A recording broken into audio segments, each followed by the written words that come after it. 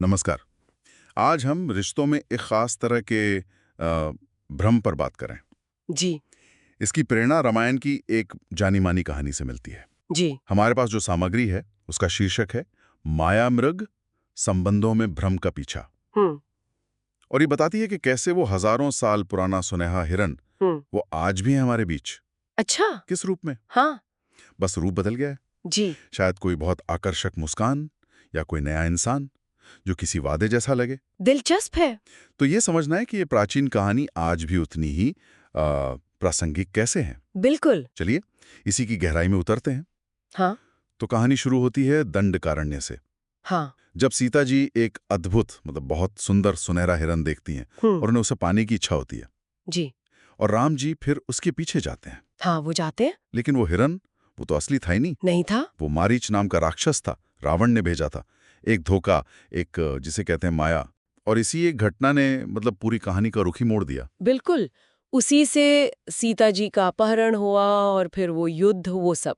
तो आज के जमाने में ये माया मृग कैसा दिखता है? स्रोत क्या बताता है? देखिए, स्रोत कहता है कि ये कोई भी लुभावना आकर्षण हो सकता है। जैसे? जैसे कोई नया व्यक्ति मिले और लगे कि हाँ, ये मेरे जीवन की कमी पूरी कर देगा या कुछ रोमांच लाएगा। अच्छा, इसमें एक उदाहरण भी है शायद, एक नौजवान का, कोई 30 साल का। हाँ, एक 23 साल के लड़के का जिक्र है। उसके अपने सपने हैं, शायद कोई साथी भी है जीवन में। हम्म। पर एक नई, एक जादुई सी मुस्कान उसे खींच लेती है अपनी तरफ। ओह। और वो उस आकर्षण के पीछे सब कुछ भूलकर भागता है। उसे ही अपनी दुनिया मान लेता है। और नतीजा? नतीजा, पढ़ाई पीछे, करियर पीछे, पुराने रिश्ते सब छूट जाते हैं। और फिर जब होश आता है, समझ आता है कि मुस्कान तो शायद असली थी, पर उसके आसपास जो कहानी बुनी थी वो बस एक भ्रम था, माया। और एक और कहानी है शायद राजेश की, जो अधेड़ उम्र के हैं।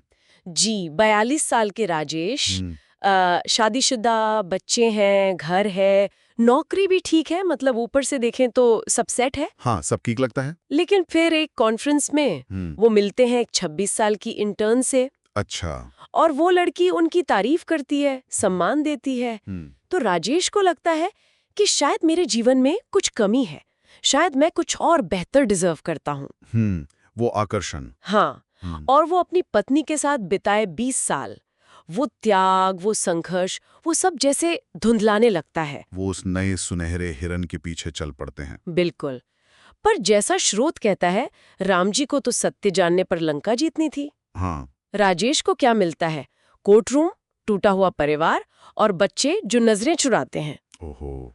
उन्हें बहुत देर से समझ आता है कि वो हिरण सुनहरा था ही नहीं, बस उस पर रंग चढ़ा हुआ था, मोहक सा। ये तो काफी सोचने वाली बात है। पर यहाँ सवाल ये उठता है कि आखिर हम या कोई भी इस माया के पीछे भागता ही क्यों है? क्या कारण बताता है स्रोत? हाँ, ये बहुत अहम सवाल है और स्रोत इसके 3 मुख्य कारण बताता है। अच्छा, क्या है वो? पहला कारण, ये जो आकर्षण है, ये अक्सर हमारे अंदर की किसी कमी को दिखाता है। कमी? कैसी कमी? जैसे शायद हमें लगता है कि हमें पहचान नहीं मिल रही, या जीवन में वो उत्साह नहीं रहा, या जवानी ढल रही है। तो वो नया व्यक्ति उस कमी को भरने का एक प्रतीक सा बन जाता है। समझ गया। और दूसरा? दूसरा कारण है हमारा समाज, मीडिया। वो अक्सर नए के रोमांच को बहुत आकर्षक दिखाते हैं। हाँ, ये तो है। और जो पुराने स्थिर रिश्ते हैं, उनकी गहराई, उनका निभाया गया साथ, उसको उतना महत्व नहीं दिया जाता। उसे बोरिंग मान लिया जाता है कई बार। सही बात है। और तीसरा कारण? तीसरा, और ये बहुत महत्वपूर्ण है, देखिए, हम अक्सर केमिस्ट्री, वो जो पहली नजर का तीव्र आकर्षण होता है ना, हाँ हाँ। उसे कंपैटिबिलिटी समझ लेते हैं, स्थायी अनुकूलता।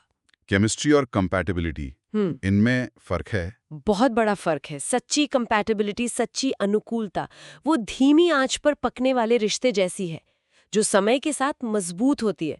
वो सिर्फ एक चमकती चिंगारी नहीं होती जो जल्दी बुझ जाए। अच्छा, तो इन 3 कारणों में से कमी महसूस होना, मीडिया का असर और केमिस्ट्री को कंपैटिबिलिटी समझना, क्या कोई एक ज्यादा खतरनाक है? स्रोत कुछ कहता है इस पर? स्रोत इस बात पर जोर देता है कि वो जो कमी महसूस होना है ना, वो अक्सर सबसे शक्तिशाली ट्रिगर होता है। अच्छा।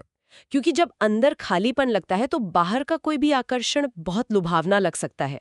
और केमिस्ट्री को कंपैटिबिलिटी समझने वाली गलती वो शायद सबसे ज्यादा नुकसान पहुंचा सकती है, क्यों? क्योंकि वो हमें गलत रिश्तों में अपना समय, अपनी भावनाएं सब कुछ लगाने पर मजबूर कर देती है। लेकिन राम जी ने भी तो पीछा किया था, पर स्रोत ये भी याद दिलाता है कि जब उन्हें सच पता चला। क्या ये आकर्षण जीवन के लंबे सफर में साथ निभाने लायक है, या ये बस एक खूबसूरत सा भटकाव है? और ये भी कि कहीं हम किसी रिश्ते की जिम्मेदारियों से तो नहीं भाग रहे। बिल्कुल। या शायद खुद अपने अंदर के किसी खालीपन से। तो मतलब निष्कर्ष ये है कि ये माया मृग, ये भ्रम, ये तो जीवन में आते रहेंगे, अलग अलग रूपों में लुभाते रहेंगे। जी हाँ, सच्ची समझदारी या परिपक्वता वो सुंदरता या आकर्षण को नकारने में नहीं है, तो फिर किस में है? वो है भ्रम को वक्त रहते पहचानने में, इससे पहले कि उसकी बहुत बड़ी कीमत चुकानी पड़े। जीवन का लक्ष्य सिर्फ मजा या आनंद खोजना नहीं होना चाहिए, बल्कि उद्देश्यपूर्ण आनंद पाना होना चाहिए। बिल्कुल। ऐसे रिश्ते बनाना जो हमें बेहतर इंसान बनाए, हमें बिखेरे नहीं। और ये हमें एक बहुत जरूरी सवाल पर लाकर छोड़ता है। क्या सवाल? अगली बार जब जीवन में कुछ ऐसा दिखे जो बहुत आकर्षक हो, एकदम सुनहरा सा लगे, तो क्या हम एक पल रुककर खुद से पूछेंगे कि क्या ये सच में सोना है, या ये जीवन की बस एक और परीक्षा है, ये देखने के लिए कि हम पहले से कुछ समझदार हुए हैं या नहीं।